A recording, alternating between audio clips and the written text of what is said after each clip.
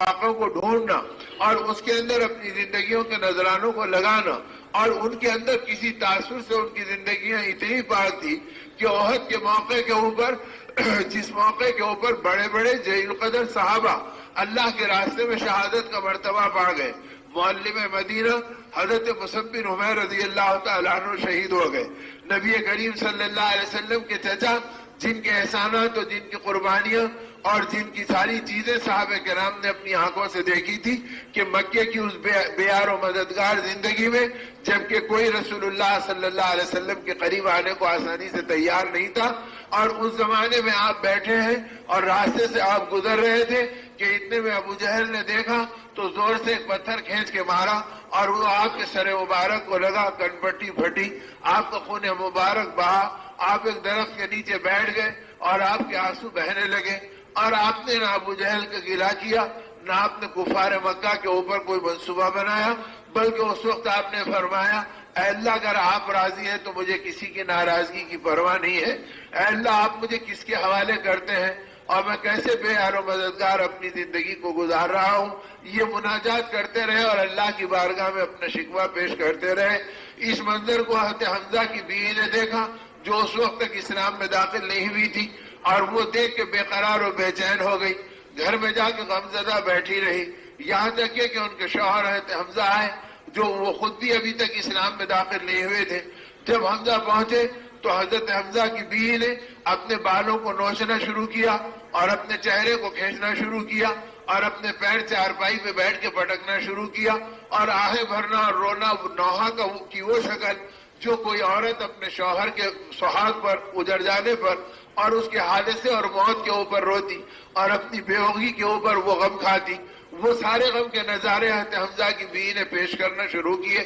حمزہ نے دیکھا تو فرمایا ارے تجھے کیا ہو گیا، میں تیرے سامنے کھڑا ہوں اور تو اپنے آپ کو اس ماتم کے اندر اور نوحہ میں لگا رکھی ہے۔ تو حمزہ کی بیوی نے حضرت حمزہ کو چیخا اور ڈانٹ کے فرمایا چپ ہو جاؤ، اب بڑی باتیں مت کرو، تمہیں خبر بھی ہے کہ تمہارے خاندان کی آبرو کا کیا ہو رہا ہے اور تمہارے خاندان کی عزتوں پہ کون کون ہاتھ ڈال رہا ہے۔ ابن عبداللہ کو دیکھو، وہ چاہے کچھ بھی کہتا ہوگا لیکن یہ حال ہو گیا کہ جس کا جی چاہے پتھر مار دے اور جس کا جی چاہے خون بہا دے اور کوئی اس کے سر پہ ہاتھ رکھنے والا نہیں ہے۔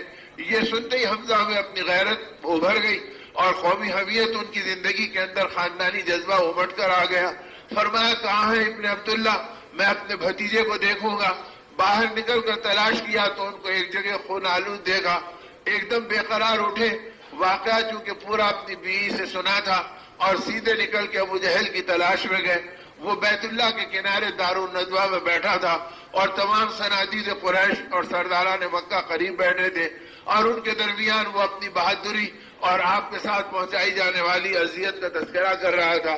اتنے میں حضرت حمزہ پہنچے اور اپنے کاندھے سے اپنی کمان کو نکالا اور پھینک کے ابو جہل کے اوپر مارا۔ ابو جہل کا سر پھٹا، اس کا خون بہنے لگا تو آپ نے فرمایا خبردار اگر آئندہ میرے بھتیجے پہ تو نے آنکھ اٹھائی تو میں تیری آنکھ نکال دوں گا۔ تو نے کیا سمجھا کہ وہ بالکل بے یار و مددگار ہے، ابھی ہم زندہ ہیں اور خبردار جو آگے تو کوئی قدم اٹھائے گا۔ ابو جہل گھبرا گیا، وہ صنادید مکہ حیران ہو گئے کہ اگر یہ واقعہ ایسے ہی چلا تو ہم میں آپس میں پھوٹ پڑے گی، لہذا سب نے خاموشی اختیار کی اور حمزہ کے اس حملے کا کوئی جواب نہیں دیا۔ حضرت حمزہ پلٹ کر آئے اور رسول اللہ صلی اللہ علیہ وسلم کی خدمت میں پہنچے اور کہا بھتیجے خوش ہو جا، میں نے تیرا بدلہ لے لیا اور ابو جہل کا سر پھٹا ہے اور جی چاہتا ہے تو جا کے اپنی آنکھوں کو ٹھنڈا کر لے اور دیکھ لے کہ اس کا خون کیسے بہ رہا ہے۔ رسول اللہ صلی اللہ علیہ وسلم نے نگاہ اٹھائی، آپ کے آنسو ٹپک رہے تھے اور آپ نے اپنے چچا حضرت حمزہ کو دیکھا اور فرمایا کہ اے میرے چچا، میرا دل اس سے ٹھنڈا نہیں ہوتا کہ آپ بدلہ لے لیں۔ فرمایا بیٹا پھر تیرا دل ٹھنڈا کیسے ہوگا؟ فرمایا میرا دل تو اس وقت ٹھنڈا ہوگا جب آپ اللہ کی ذات کو تسلیم کر لیں اور مجھے ان کا رسول محمد رسول اللہ مان لیں۔ تو اس قربانی نے ان کا دل پگھلایا تھا۔ فوراً ہاتھ بڑھا کے فرمایا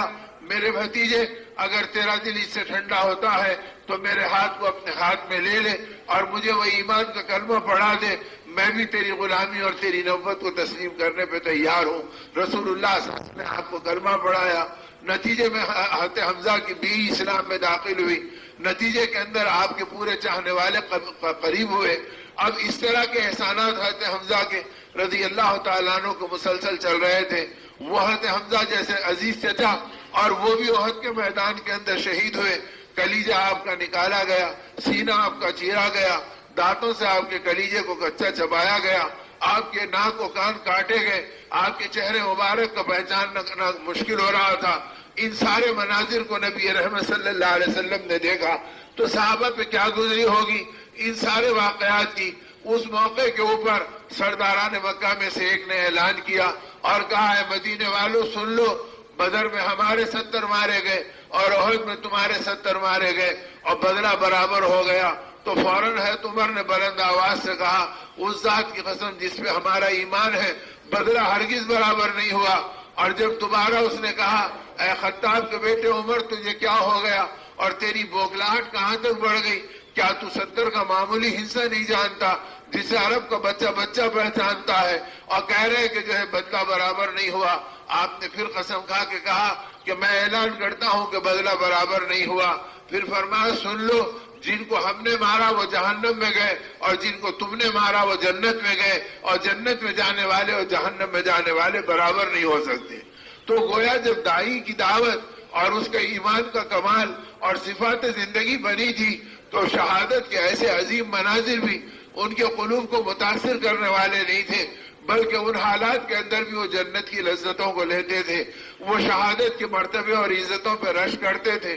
اور ان کی جگہ اپنی جانوں کی قربانی کی تمنائیں رکھتے تھے. یہ اس وقت ہے جب کہ آدمی کی زندگی میں ایمان بنے اور یقین پختہ ہو اور اللہ کے ساتھ آدمی کا تعلق صحیح ہو. اور اگر یہ والی چیز زندگی کے اندر نہیں آتی اور دعوت آدمی کی کمزور پڑ جاتی اور رسم زندگی کے اندر رہتی تو ایک کھوٹ تو یہ ہوتا ہے کہ اس کے ایمان کے ساتھ گناہ ملتے ہیں، گناہوں کی نوست سے مصائب اور حوادث آتے ہیں اور حوادث کے نتیجے میں یہ آزمائشوں میں متزلزل ہو جاتا ہے اور اس کے نتیجے میں پھر اس کے دین میں خلل پڑتا ہے اور دین میں ایسے خلل پڑتا ہے کہ اب اس کو دین کیا ہے سمجھ میں نہیں آتا. یہ نماز پہ مطمئن، یہ روزے پہ مطمئن، یہ ذکر پہ مطمئن. اور وہاں نبی رحمت صلی اللہ علیہ وسلم کے صحابہ کا مزاج کیا بنا تھا؟ بڑی بڑی قربانیوں کے بعد اطمینان نہیں تھا اور بڑی بڑی زندگیاں دین اور ایمان پہ لگانے کے بعد ایک جگہ بیٹھ کر اللہ اللہ کہنے کی اجازت نہیں تھی، بلکہ یہ تھا کہ ہر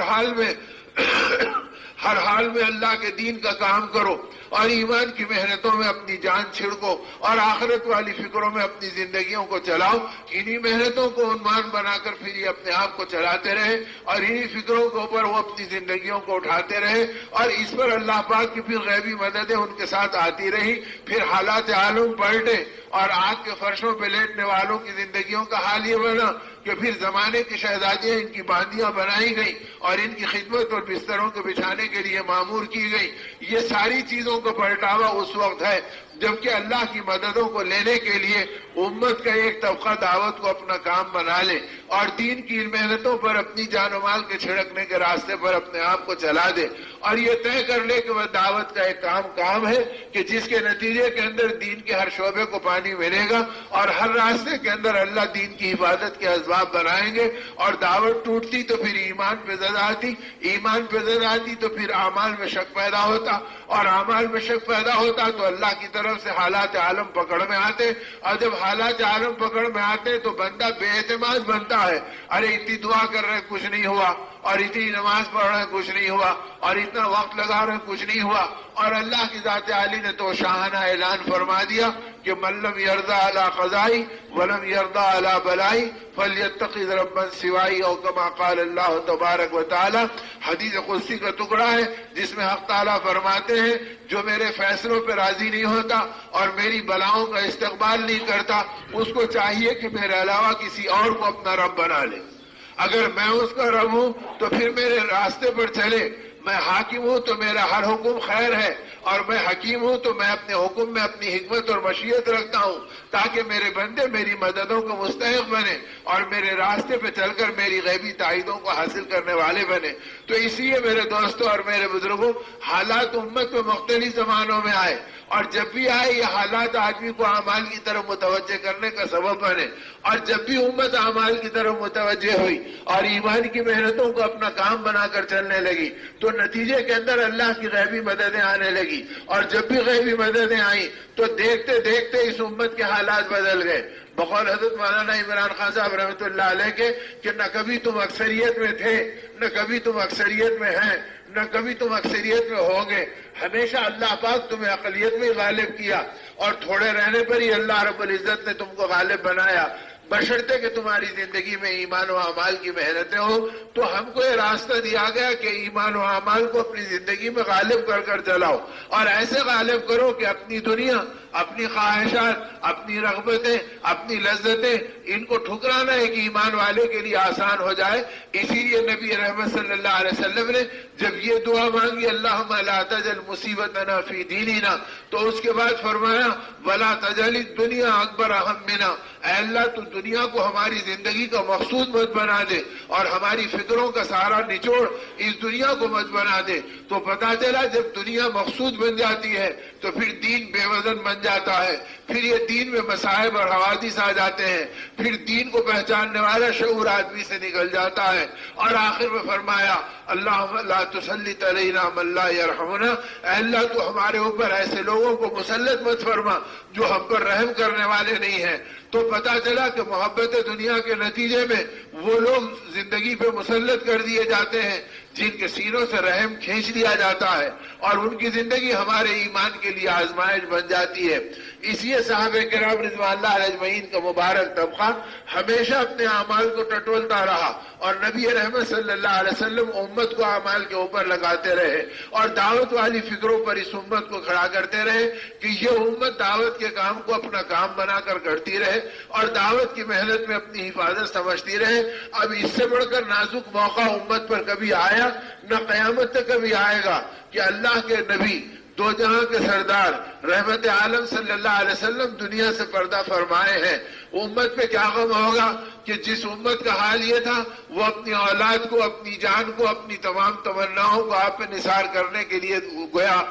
متمنی رہتی تھی، اور وہ نبی رحمت صلی اللہ علیہ وسلم دنیا سے پردہ فرما گئے۔ صحابہ اس غم کے اندر ہے، اور دشمن یہ سمجھ رہا ہے کہ یہ موقع مدینے کو ختم کرنے کا ہے اور ان کی زندگیوں کو تہس نہس بنانے کا ہے۔ اور ادھر ابوبکر صدیق رضی اللہ تعالیٰ عنہ فرما رہے ہیں کہ جنازہ رسول اللہ صلی اللہ علیہ وسلم کا بعد روز مبارک میں اتارا جائے گا، اور پہلے جیش اسامہ کو روانہ کیا جائے گا۔ حضرت عمر آ کے کہہ رہے ہیں کہ اے خلیفہ رسول اللہ، آپ پہلا حکم کیسا اپنا جاری کر رہے ہیں؟ آپ دیکھتے نہیں کہ امت کا کیا حال ہے اور دشمنوں کے کیسے پرخطر منصوبے ہیں۔ ہرقل روم اپنی طاقتوں کے ساتھ مدینے کا رخ کیا ہوا ہے، اور دنیا کی طاقتیں مدینے کو مٹانے پہ لگی ہوئی ہیں، اور آپ اتنے بڑے جیش اسامہ کو 3000 کے لشکر کو بھیج دے رہے ہیں جس کے بعد مدینے میں کوئی باقی نہیں رہے گا۔ تو آپ نے حضرت عمر کے سینے کے اوپر تھپتھپایا اور فرمایا عمر تجھے کیا ہو گیا؟ جاہلیت کے زمانے میں بہادری دکھاتا تھا اور ایمان کے زمانے میں بزدلی بتلا رہا ہے، خبردار اپنی زبان کو بند کر لے۔ نبی کا فیصلہ فیصلہ ہے، اس کے اندر تبدیلی کر دینا ابو بکر کی بات نہیں ہے۔ یہ جائز جا کر رہے گا اور یہ لشکر روانہ ہو کر رہے گا، یہ کہہ کر آپ نے حضرت اسامہ کے لشکر کو روانہ کر دیا۔ صحابہ کہتے ہیں حضرت اسامہ کا لشکر روانہ ہونے کے بعد پورے مدینے میں 150 سے زیادہ بالغ مرد موجود نہیں تھے، اور اس حالت میں حضرت ابوبکر رضی اللہ تعالیٰ نے فرمایا ارتداد کی اطلاع ملی ہے اور مسلمہ بن کذاب کی جھوٹی نبوت کے دعوے کی اطلاع ملی ہے، لہذا اسی حالت کے اندر میں چاہتا ہوں کہ ان مرتدین زکوٰۃ کے پاس ان کو بھیج دو، عمر تم بھی ان کے اندر شریک ہو جاؤ۔ اب لوگ حیران ہیں کہ کیسے کیسوں کو آپ بھیج دے رہے ہیں، اور یہاں تک کہ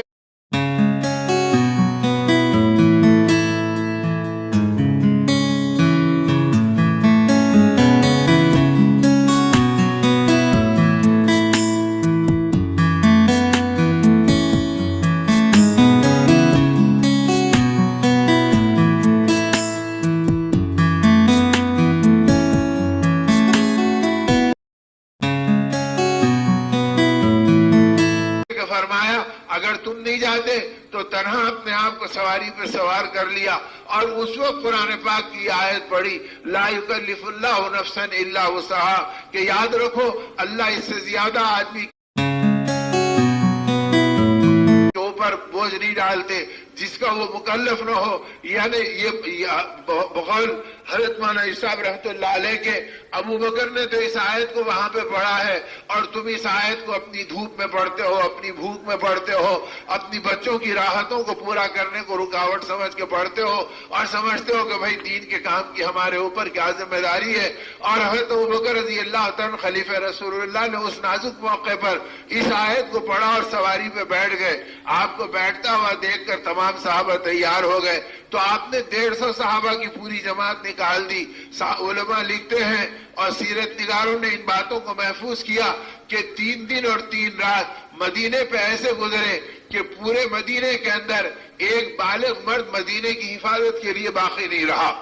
اور ایسے وقت کے اوپر جبکہ دنیا کی ساری طاقتیں مدینے کے اوپر اپنا نشانہ بنائی ہوئی تھی, لیکن جب یہ جماعت نکلی اور جس تیزی کے ساتھ ان کو قربانی پہ دوڑایا گیا, فجر یہاں پڑھو, ظہر یہاں پڑھو, عصر یہاں پڑھو, مغرب وہاں پڑھو اور ہر قبیلے کے اندر پہنچ کر ان کے ساتھ مقابلہ کرو. اب نتیجے میں جس راستے سے گزرے تو دشمن کو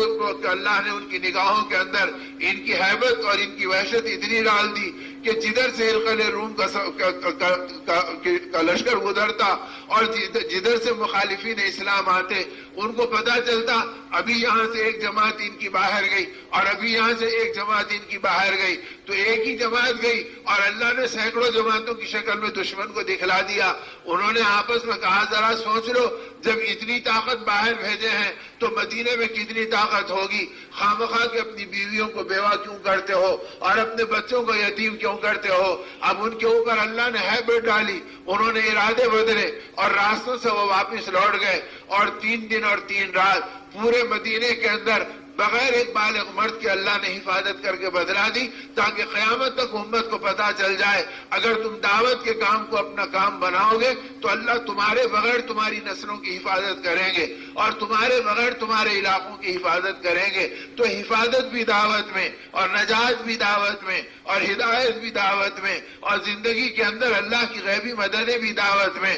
تو دعوت کے کام کو اپنا کام بنا کر کرنا اور ان محنتوں میں اپنی زندگیوں کو چلانا, اس راستے پر اللہ پاک نے ان محنتوں کو اٹھایا اور ان قربانیوں کو چلایا. اب عام طور سے اس راستے کی برکتوں کا بالعموم اس کی اجازت نہیں کہ آدمی ان کو کہتا رہے, لیکن کبھی کبھی ترغیباً کوئی بات آ جاتی ہے. ابھی ایک علاقے کی کارگزاری باہر کے ملک